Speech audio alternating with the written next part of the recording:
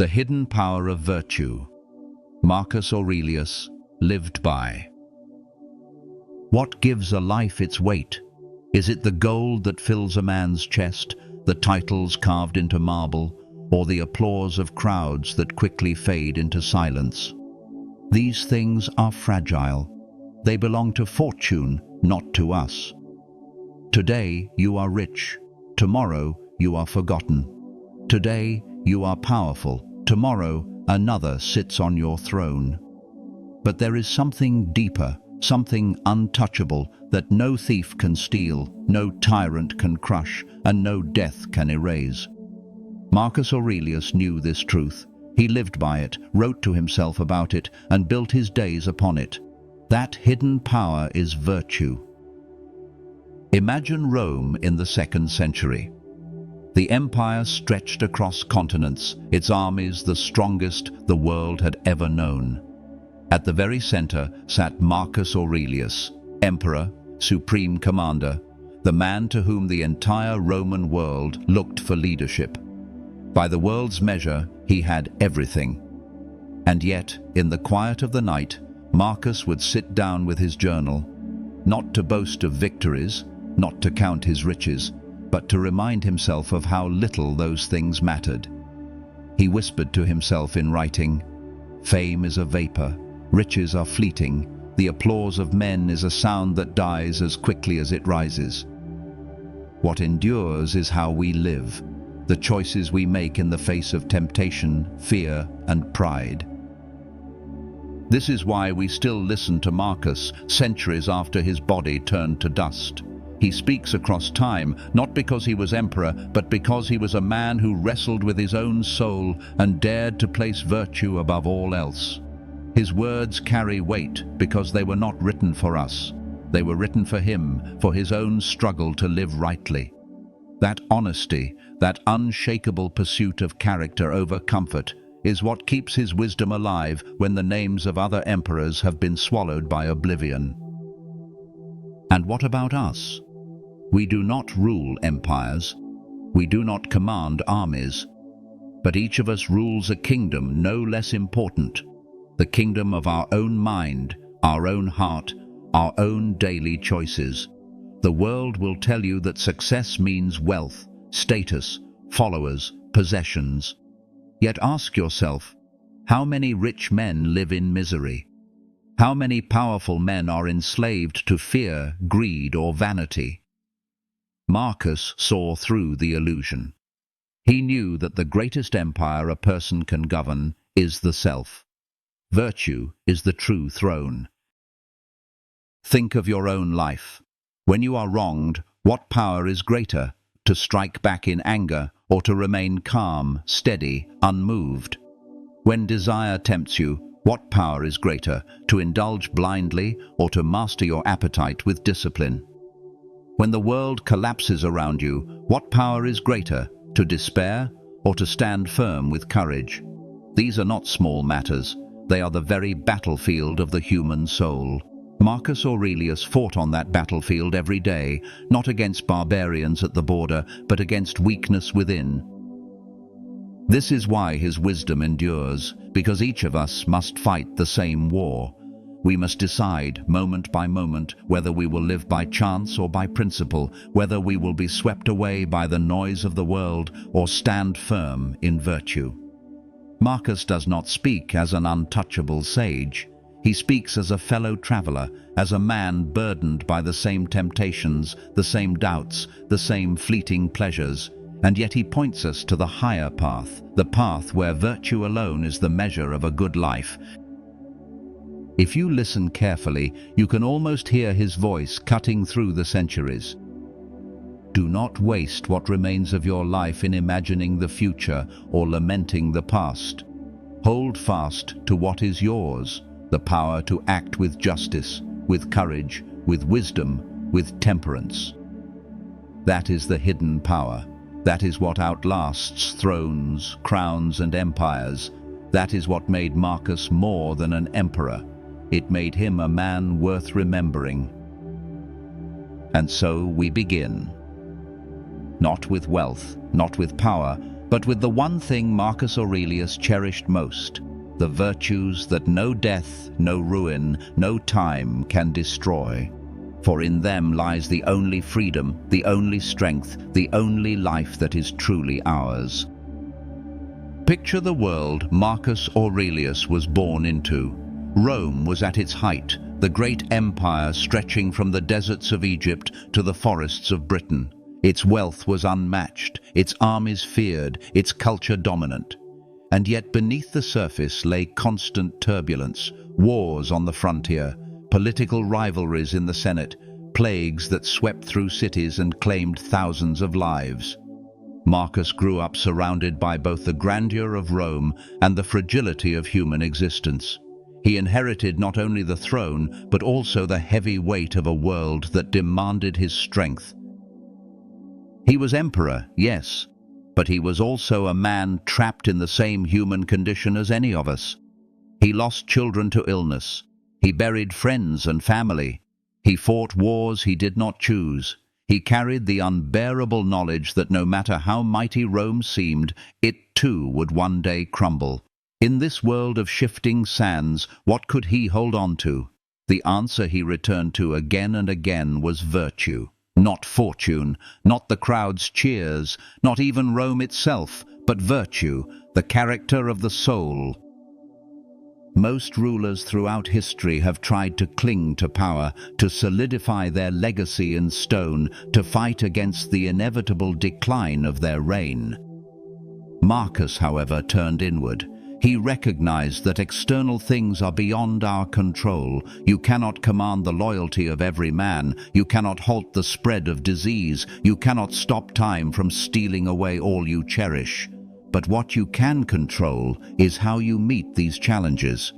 Will you collapse under them, or will you rise with dignity? That was his concern. Consider his book of meditations. These were not speeches, not proclamations to the empire. They were private notes, reminders to himself. He wrote to his own soul, "Stop allowing your mind to be a slave, to be jerked about by selfish impulses." He reminded himself that anger, lust, pride and fear are far greater threats than invading armies. He understood that the battles within the mind are more decisive than the battles on the frontier. When his generals reported victories, when the Senate honored him, when the people shouted his name, Marcus knew these were fleeting. The crowd that worships you today will curse you tomorrow. The friends who flatter you may betray you when it suits them. Even your body, no matter how strong, will weaken and return to the earth. What remains when all else is stripped away? For Marcus, the answer was clear. The choice to live virtuously. This is what we forget in our own time. We chase after the same illusions the Romans did. Wealth that fades, status that dissolves, pleasures that soon turn bitter. We think if we could only get more, be more, prove more, then we would finally be secure. But Marcus would tell us that this is a trap.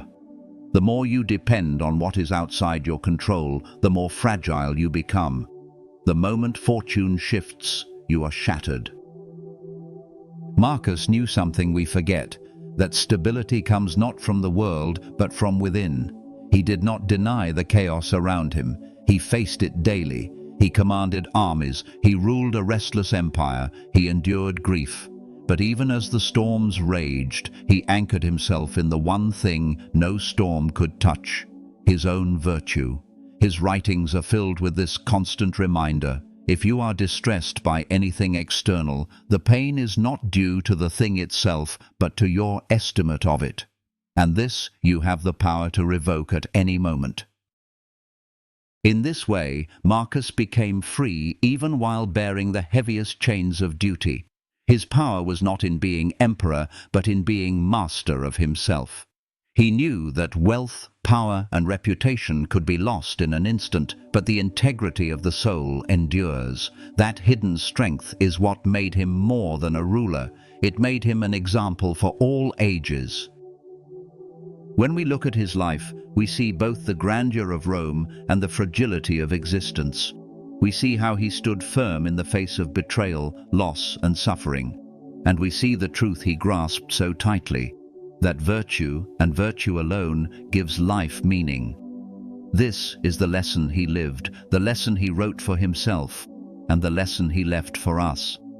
To build our lives not on the shifting ground of fortune, but on the solid rock of character, for that is the only foundation that cannot be broken.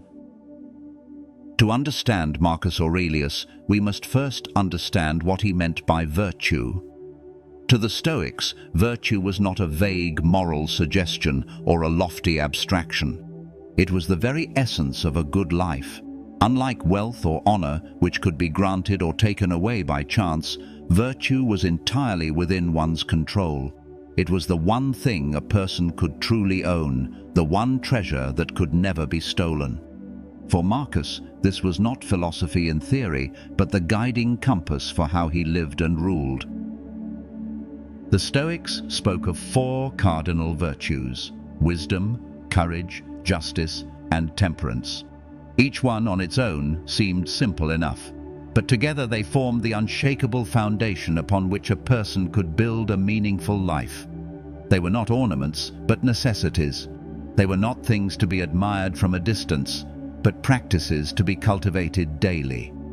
Marcus clung to these 4 pillars because he knew that everything else, fame, pleasure, fortune, and even life itself, was fragile. But virtue was strength that no storm could break. Wisdom, the first of the virtues, meant seeing the world as it truly is. It meant stripping away illusions, piercing through the fog of emotion and desire, and understanding what belongs to us and what does not. Marcus reminded himself often that anger is born of distorted perception, that grief is sharpened by false expectation, and that fear grows from misunderstanding what is truly harmful. For the Stoic, the only real harm is moral corruption, the loss of integrity. Everything else is bearable if you view it rightly. Wisdom allows a man to stand unshaken when others collapse. Courage, the second virtue, is the will to act according to wisdom, even in the face of pain, fear, or opposition. It is one thing to know what is right, and another to do it when the world resists. Marcus ruled during wars and plagues, moments when despair and panic spread like wildfire. Yet courage for him did not mean seeking glory on the battlefield. It meant rising each day to perform his duty, even when his body was tired and his heart was heavy with loss. Courage is the discipline of the soul to move forward in the path of the good, no matter the cost. Justice, the third virtue, was at the heart of Marcus's understanding of leadership. He wrote that what is good for the hive is good for the bee. In other words, we are not isolated beings, but members of a greater whole. Justice demands that we live not for ourselves alone, but for the common good. As emperor, Marcus held immense power, but he understood that this power was not for self-indulgence. It was a sacred responsibility. To live justly is to treat others fairly, to serve rather than exploit, to contribute to the welfare of the community. Without justice, power corrupts. With justice, power becomes service. Temperance, the final virtue, is the mastery of desire. It is the ability to resist excess, to find balance, to remain unshaken by pleasure or pain. Marcus lived in a palace where indulgence was always within reach, yet he often reminded himself of the fleeting nature of luxury. He disciplined himself to live simply, to enjoy what was necessary without being enslaved by it. For him, temperance was freedom, the freedom of not being ruled by passions or appetites. To the Stoic, the man who masters himself is more powerful than the man who conquers nations. Together, these 4 virtues create harmony in the soul. Wisdom guides, courage acts, justice serves, and temperance restrains. Without one, the others falter. Wisdom without courage is paralyzed. Courage without justice is reckless. Justice without temperance is self-righteous. Temperance without wisdom is blind. Marcus understood this interdependence, and so he cultivated all four as the foundation of his daily life. This vision of virtue stands in sharp contrast to our modern obsession with success. Today, we measure worth by wealth, beauty, influence, or accomplishment. But Marcus would warn us that these are not goods in themselves. A wealthy man without virtue is merely a rich fool. A powerful man without justice is merely a tyrant. A famous man without wisdom is a hollow idol. True success lies not in what you accumulate, but in who you become. This is why Marcus devoted his meditations not to conquests or policies, but to the state of his own soul. He knew that if he mastered himself, no loss could destroy him, no failure could disgrace him, no death could terrify him. Virtue was his fortress, stronger than the walls of Rome, and he invites us into that same fortress. For each of us, no matter how ordinary our lives may seem, holds the power to live virtuously. To the Stoic, then, the question is not, how much have you gained, but how well have you lived? The true measure of life is not the years you spend, nor the things you own, but the depth of your virtue. Marcus Aurelius lived by this truth, and in doing so, he revealed a hidden power that outlasts wealth, outlasts power, and even outlasts death. Wisdom, to Marcus Aurelius, was not simply the accumulation of knowledge or the mastery of books. It was a way of seeing. To live wisely meant to look at life with clarity, to pierce through illusions, and to recognize what is within your control and what is not. For the Stoic, wisdom was the guiding light that shaped all the other virtues. Without it, courage could become reckless, justice could turn into dogmatism, and temperance could become mere denial. With it, every decision gained direction and harmony. Marcus lived in a world clouded by uncertainty. Armies threatened the borders, sickness swept through the streets, friends and advisors betrayed trust, and death loomed constantly. Yet instead of being blinded by fear or anger, he sought to see things as they were. He reminded himself that events are not inherently good or bad, it is our judgment that gives them weight. He wrote to himself again and again that it is not what happens that disturbs us, but our opinion about it. Wisdom is the discipline of correcting those opinions, of looking straight at reality without letting emotions twist it. Think of how often our vision is distorted. An insult feels like an attack on our entire being. A failure feels like the end of our worth. A moment of discomfort feels unbearable. We exaggerate, we dramatize, we allow passions to color the truth. Marcus understood this weakness in himself, and so he practiced reminding his mind to strip away the unnecessary layers. When you are offended, he wrote, it is your own response that has done the harm. This was not a denial of pain, but a clear recognition that the power lies in perception. Wisdom gave him freedom. When others raged, he remained calm. When others despaired, he saw beyond the present storm. When others clung to pleasures as though they were lifelines, he knew they were fragile illusions. This did not make him detached from the world. It made him more fully present in it. By seeing clearly, he could act rightly. He could decide with justice, endure with courage, and restrain himself with temperance. Wisdom did not lift him above humanity, it grounded him within it. In our own lives, we desperately need the same discipline. We are surrounded by distractions and deceptions, advertisements promising happiness in possessions, voices urging us to chase wealth or status, fears amplified by constant noise. Without wisdom, we are tossed about by every wave. With it, we can see through the storm. To practice wisdom is to step back, to question our assumptions, to ask, is this truly as bad as I imagine? Is this pleasure as good as it appears? Is this loss as devastating as my heart insists? Marcus practiced this in daily reflections, what we might call journaling today. He would write out his fears and frustrations, then confront them with reason. He would remind himself that death is natural, that pain is endurable, that other people act from ignorance rather than malice. By doing so, he cleared the fog from his mind. The world remained the same, but his perception shifted, and in that shift, he discovered peace. Wisdom is not simply intellectual understanding, it is the lived habit of clarity.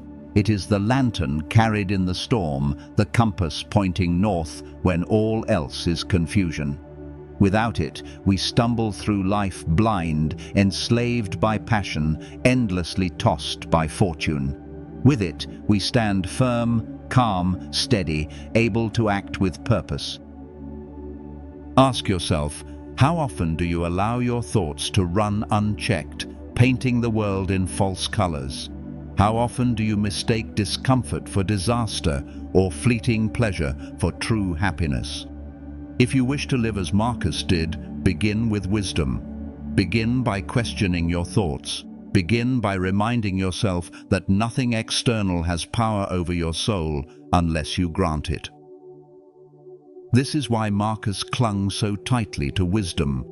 As emperor, he could not control the outcome of wars, the loyalty of friends, or the course of disease, but he could control how he interpreted them. He could choose to see clearly, to live in truth rather than illusion, and that choice made him unshakable.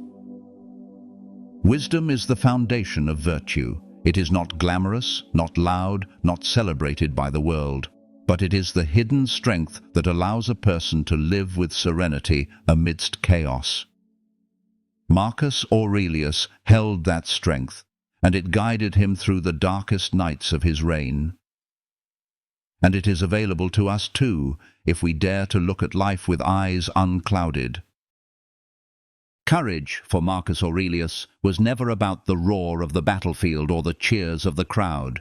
It was not a posture of aggression or the reckless pursuit of glory.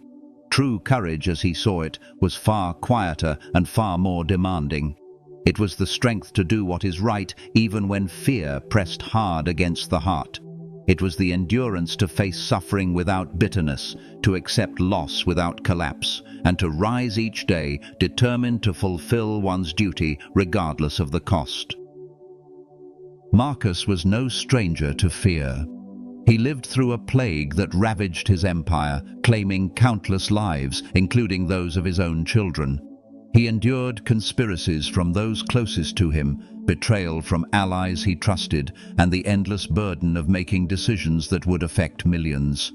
He commanded legions in brutal wars on the frontier, not from the safety of Rome, but in the mud and cold of distant battlefields.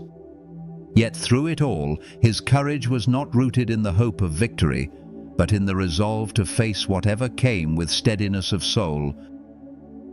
He reminded himself in his writings that death is nothing to fear, that pain is bearable if met with reason, and that hardship cannot touch the soul unless we let it. To fear is natural, but to be ruled by fear is slavery. Courage is freedom, the freedom to act rightly despite trembling, the freedom to keep walking forward even when the path is lined with shadows. In the modern world, we often misunderstand courage. We think it belongs only to soldiers, heroes, or those who stand in extraordinary circumstances. But Marcus would remind us that courage is needed every day, in every life. It is the courage to tell the truth when lies would be easier. It is the courage to hold your integrity when compromise would win you favor. It is the courage to endure illness, rejection, failure, or grief without letting them shatter your spirit. It is the courage to stand for justice when the world tempts you with selfish gain. Marcus understood that fear is not to be eliminated, but to be mastered. Courage does not require the absence of fear. It requires the will to act rightly in spite of it. He often reminded himself that the things we fear, pain, death, loss, are natural, part of the order of life. By accepting this, he stripped them of their power. Fear feeds on denial and exaggeration. Courage starves it by seeing clearly and moving forward anyway.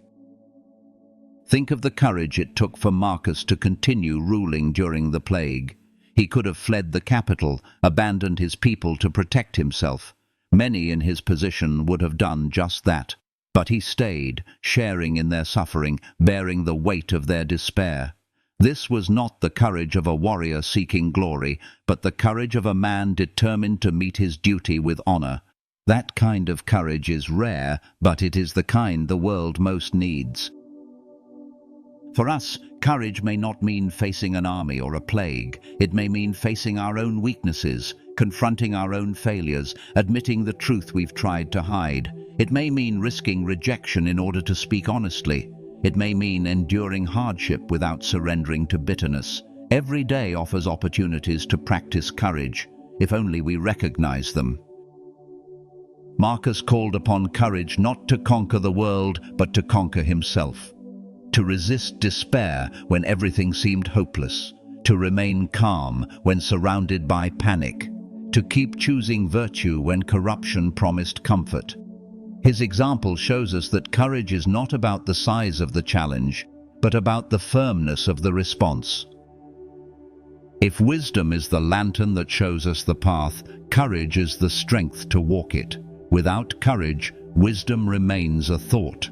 With courage, wisdom becomes action. Marcus Aurelius lived this truth, not by grand displays of heroism, but by steady perseverance, and he invites us to do the same. To meet our fears head-on, to embrace the difficulties of life, and to act with integrity regardless of the cost. This is courage, the power to remain true to oneself when all else presses you to yield. Justice, to Marcus Aurelius, was not merely a matter of law or politics. It was the heartbeat of human life, the recognition that we are all parts of a greater whole. For the Stoics, justice was the virtue that tied individuals to the community, the force that turned private virtue into public good. Without justice, wisdom is wasted, courage becomes brutality, and temperance shrinks into self-preservation. Justice is the virtue that extends the self beyond the self, binding each of us to the common destiny of mankind. Marcus often reminded himself that what is good for the hive is good for the bee. He understood that no one exists in isolation. As emperor, his decisions touched millions of lives, yet he saw himself as a servant rather than a master.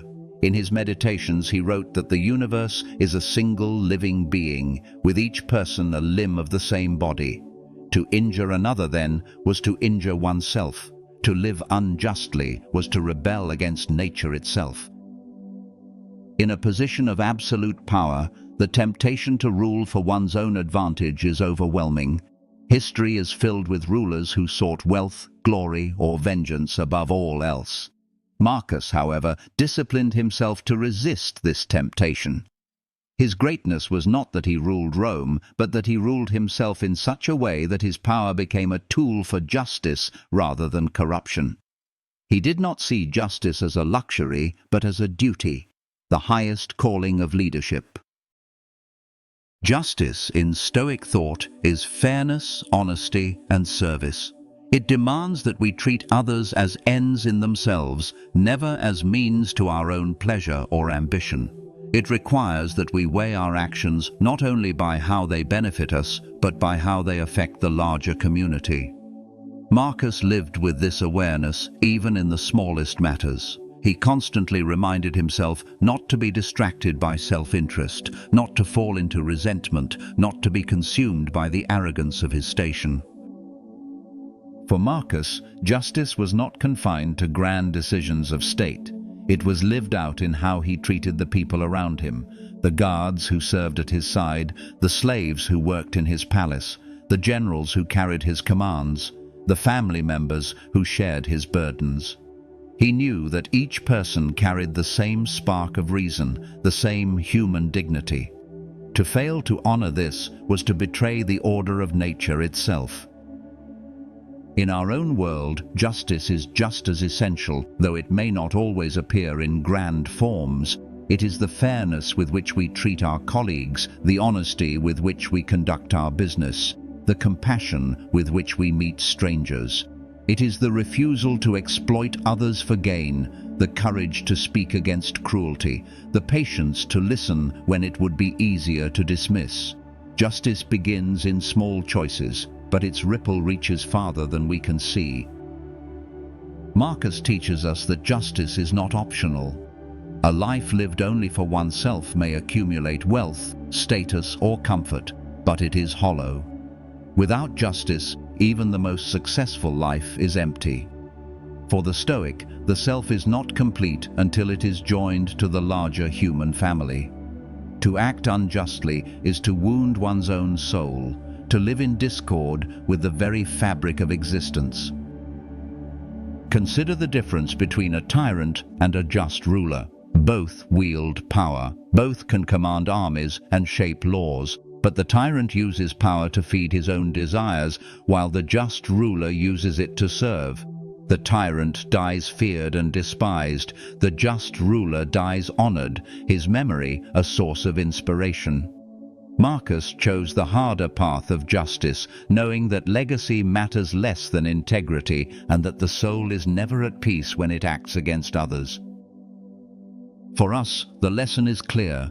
Justice is not about titles or authority. It is about responsibility to the whole of which we are a part. Whether we lead nations, families, or simply ourselves, justice requires that we think beyond self-interest.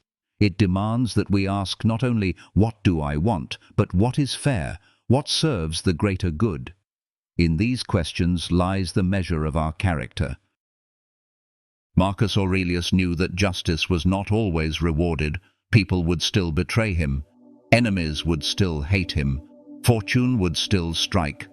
But he also knew that justice is its own reward, that the soul at peace with itself has already won the only victory that matters. Justice is the virtue that lifts us from isolation into community, from selfishness into service, from fragility into strength. And in this, Marcus found not only guidance for his rule, but purpose for his life. Temperance was the virtue Marcus Aurelius guarded most carefully, for he lived in a world where indulgence was always within reach. As Emperor of Rome, he had access to every luxury, every pleasure, every distraction that wealth and power could buy. Yet he knew that to surrender to these things was to surrender his freedom. Temperance for Marcus was not about rejecting pleasure altogether, but about mastering it, placing boundaries on desire so that he remained its master and never its slave. In his meditations, Marcus reminded himself again and again that the body is fragile, that pleasures are fleeting, and that indulgence brings no lasting peace. He observed how easily men lose themselves in pursuit of food, drink, sex, or comfort, as if these could secure happiness. But happiness rooted in appetite is unstable, for it vanishes the moment the appetite grows tired or circumstances change. True stability, he believed, comes only when the soul is not ruled by craving. Temperance, then, was the practice of living with balance, enjoying what is necessary but refusing to be consumed by it. The culture of Rome was steeped in excess. Banquets stretched late into the night, arenas entertained with blood and spectacle, and wealth was flaunted with dazzling displays. Many emperors before Marcus had succumbed to this life of indulgence, their reigns marked by extravagance and moral decay. Marcus saw the trap clearly. He knew that to rule himself was harder and more important than ruling the empire. A man who cannot master his own desires cannot govern others justly. Temperance gave Marcus freedom from this trap. It allowed him to live simply even in the midst of opulence. He would remind himself that the body requires little: bread, water, shelter, and modest rest. Anything beyond that was not necessity but excess. By anchoring himself in simplicity, he found strength. When fortune gave abundance, he accepted it without pride. When fortune withheld it, he endured without complaint. This balance made him unshakable. For us, temperance is perhaps more urgent than ever. We live in an age of constant stimulation, where entertainment, consumption, and desire are only a click away. We are told that happiness lies in acquiring more, experiencing more, consuming more. Yet the more we feed desire, the hungrier it becomes. This is the slavery Marcus warned against. The phone that never leaves your hand, the endless chase for likes, the compulsion to spend, to eat, to indulge. These are chains, not freedoms. Practicing temperance today means learning to pause, to refuse the easy excess, to remind ourselves of what is truly necessary. It does not mean rejecting joy, but enjoying it wisely, in moderation, without allowing it to rule us. Temperance is choosing restraint when indulgence tempts, gratitude when dissatisfaction whispers, and discipline when comfort seduces. In this way, we reclaim our freedom from the endless pull of desire. Marcus understood that temperance was not denial, but harmony. To eat with gratitude, not gluttony. To drink with moderation, not drunkenness. To love with fidelity, not lust.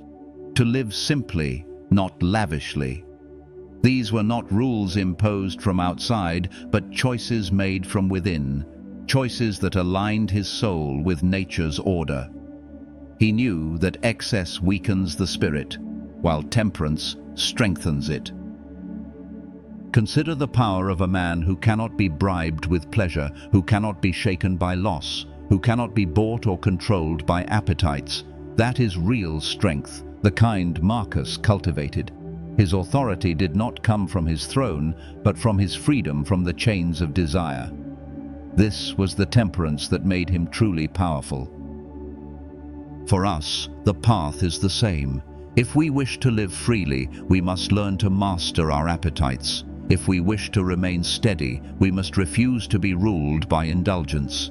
If we wish to find peace, we must practice balance in all things. Marcus Aurelius lived with this discipline, and it gave him a serenity that neither wealth nor pleasure could ever provide. Temperance, then, is not a denial of life, but the key to living it fully. It frees us from enslavement to desire, allowing us to enjoy what we have without fear of losing it, to accept what comes without bitterness, and to live with dignity in a world that constantly tempts us to excess. Marcus knew this, and by holding fast to temperance, he discovered the quiet strength that outlasts all luxury and all indulgence.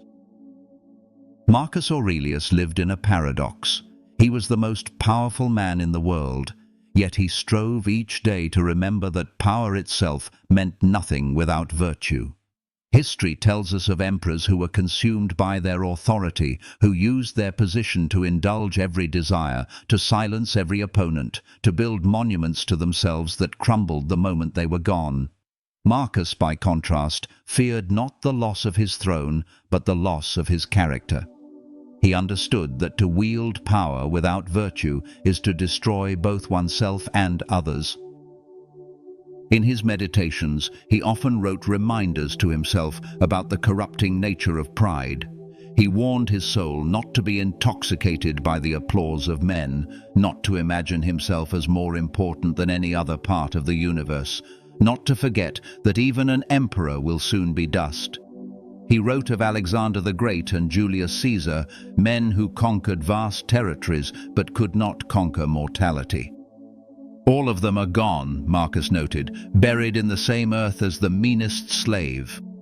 What remains is not empire or glory, but the manner in which a man lived his life. This is what gave Marcus a unique strength. He sought to govern not as a master of others, but as a servant of justice. He saw his role not as an opportunity for indulgence, but as a test of his virtue. Where others might have seen luxury as a reward, he saw it as a temptation to resist. Where others might have wielded authority with arrogance, he wielded it with restraint. Even when betrayed or slandered, he counseled himself to respond with patience, reminding himself that every man acts according to the light he has. The power of Rome was vast, but Marcus knew that the empire of one's own soul was greater still. To rule others while failing to rule oneself is hypocrisy. To rule oneself while ruling others is true mastery. He lived this balance, not perfectly, but with constant striving. He understood that the true measure of a leader is not how many obey him, but how faithfully he serves the good. The lessons for us are plain. We may not be emperors, but each of us has some sphere of power: our families, our work, our friendships, our influence. How do we use it? Do we wield it for selfish gain, to dominate, to impress, to indulge? Or do we wield it with justice, with humility, with service? Marcus challenges us to reflect. Your little empire, however small, is your test. How you handle the authority and responsibility entrusted to you is the measure of your virtue. Consider how often in life we are tempted to let power corrupt us. The boss who uses authority to belittle, the parent who uses control to dominate rather than nurture, the friend who manipulates trust for advantage. These are not far from the tyrants of history. They are simply tyranny in smaller scale. And yet the cure is the same. The cure is to return to virtue, to remember that power is not an end in itself, but a tool. When it serves justice, it ennobles. When it serves selfishness, it destroys. Marcus Aurelius's reign reminds us that the true paradox of power is this: the more you cling to it for yourself, the weaker you become. The more you use it for others, the stronger you grow. Virtue is what transforms power from corruption into service. Without virtue, power rots the soul. With virtue, power becomes an instrument of good. And so Marcus shows us that even in the highest seat of worldly authority, a man can live humbly, can act justly, can refuse the seduction of pride. This is not weakness. It is the greatest strength of all. For armies, wealth and titles will vanish, but the soul that rules itself will remain unconquered. This is the hidden power Marcus found in virtue, that even as emperor of Rome, he was first and foremost emperor of his own soul. The hidden power Marcus Aurelius discovered was not the kind of power most people spend their lives chasing. It was not found in legions, palaces, or the roar of the crowd. It was not the fleeting strength of fortune or the fragile grip of influence. His power was something deeper, invisible to the eyes of the world, yet unshakable to the soul that held it. It was the power of virtue, the one thing no hand can seize, no enemy can steal, and no death can destroy. From childhood, Marcus had been surrounded by reminders of how fragile everything else was. He saw emperors fall, generals betrayed, families torn apart by ambition, entire cities laid low by plague. He saw how wealth slipped from grasp, how reputations rose one day and collapsed the next, how even the strongest bodies grew weak and perished. He came to understand that if a man built his identity on anything external, he built on sand, but if he built it on virtue, on wisdom, courage, justice, and temperance, then he built on a foundation stronger than stone. The hidden power of virtue lies in its permanence. Fortune cannot grant it and cannot revoke it. A poor man may be more virtuous than a king. A sick man may live with more dignity than a general. A slave may be freer in his soul than the master who owns his body. Marcus knew that power over others is fragile, but power over oneself is eternal. This was the freedom he sought, the freedom of the soul untouched by circumstance. He reminded himself that wealth is borrowed, health is temporary, reputation is fickle, and even life itself is on loan. But virtue is yours as long as you choose it. No one can take from you the choice to act justly, to endure with courage, to see clearly with wisdom, to live with moderation. Even in chains, a man can be virtuous. Even on his deathbed, a man can be virtuous. Even in disgrace, a man can hold fast to virtue. That is the hidden power Marcus cherished above all. In his meditations, he returned again and again to this truth. The universe is change. Our life is what our thoughts make it.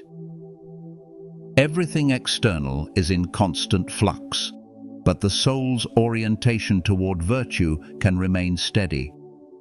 To live by virtue is to step outside the grasp of fortune, to no longer be enslaved by what others give or take. It is to stand in the midst of chaos and know that nothing can touch what truly matters. For us, this truth is both liberating and challenging. It liberates because it reminds us that we do not need wealth, status, or endless achievement to live a good life. We need only to live virtuously. It challenges us because it strips away our excuses. We can no longer blame circumstances for our failures of character. We can no longer say, "I cannot live well until I have more." Marcus would tell us that the time for virtue is now, that the opportunity to live with integrity is present in every choice, in every moment. The hidden power of virtue is not loud or dramatic. It does not dazzle crowds or demand recognition. It is quiet, steady, resilient. It shows itself in the man who endures insult without malice, in the woman who chooses honesty over gain, in the friend who remains faithful in hardship, in the leader who serves rather than exploits. This power cannot be purchased, cannot be inherited, cannot be imposed. It must be chosen, practiced, lived. Marcus Aurelius's life proved that the highest throne offers no immunity from suffering, no protection from loss. Yet his writings also prove that the lowest man, with nothing to his name, may still live with the strength of a king if he holds fast to virtue. This is the secret that outlasts empires. This is the hidden power, a serenity that no storm can shake, a dignity that no death can erase, a freedom that no tyrant can enslave. When all else fades, virtue remains, and in that endurance lies the only power worth seeking, the only wealth worth keeping, the only life worth living. Marcus Aurelius lived by it, and in doing so, revealed to the world a truth that still burns like a steady flame. The hidden power of virtue is invincible. Living like Marcus Aurelius in the modern world does not mean wearing a toga, ruling an empire, or writing in Latin. It means adopting the same principles he held as the foundation of life and applying them to our daily existence. The world today is filled with distractions and temptations no less powerful than those of ancient Rome. We may not face barbarian invasions at our gates, but we face endless noise on our screens. We may not sit on a throne, but we are tempted daily to place ourselves at the center of everything. The question Marcus asked himself, how to live rightly in a fleeting world, is the same question we must ask now. Wisdom in our time means clearing the fog of confusion that surrounds us. Every day we are bombarded with opinions, advertisements, false promises, and endless comparisons. Without wisdom, we stumble through life chasing illusions, believing that the next purchase or the next success will bring peace. To live wisely today is to pause, to reflect, to see through the illusions, and to ask what truly matters. It is the practice of learning, of questioning, of stripping away the unnecessary to reveal what is essential. For Marcus, wisdom was the ability to see the world as it is. For us, wisdom is the ability to see beyond the noise to the truth that happiness lies not in things, but in how we choose to live. Courage in our age may not always mean standing on a battlefield, but it does mean standing firm in a world that constantly pushes us toward conformity. It means speaking the truth when silence would be safer. It means holding to integrity when compromise would bring profit. It means enduring hardship, loss, or failure without collapsing into despair. The world often rewards cowardice dressed as pragmatism. But to live with courage is to live with strength of character, to face what frightens us without betraying our principles. This kind of courage is needed in boardrooms, classrooms, homes, and friendships no less than it was needed in the courts of Rome. Justice today demands that we live not only for ourselves, but for the community we are part of.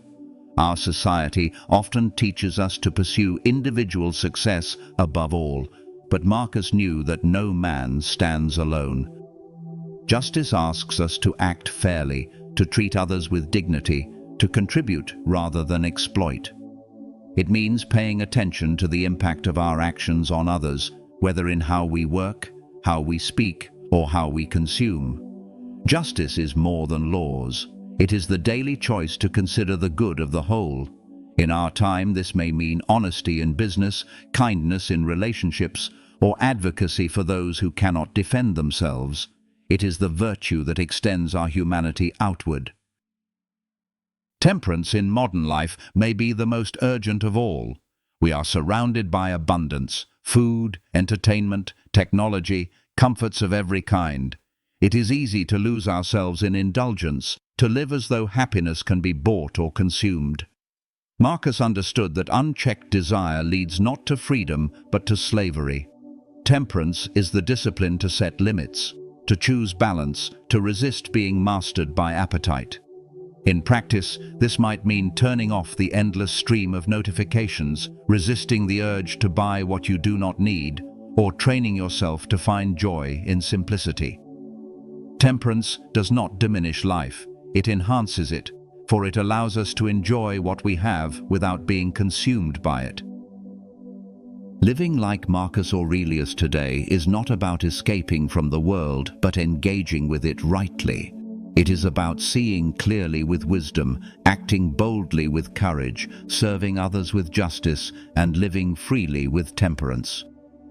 It is about recognizing that the measure of a life is not wealth, fame, or comfort, but the strength of character with which it is lived.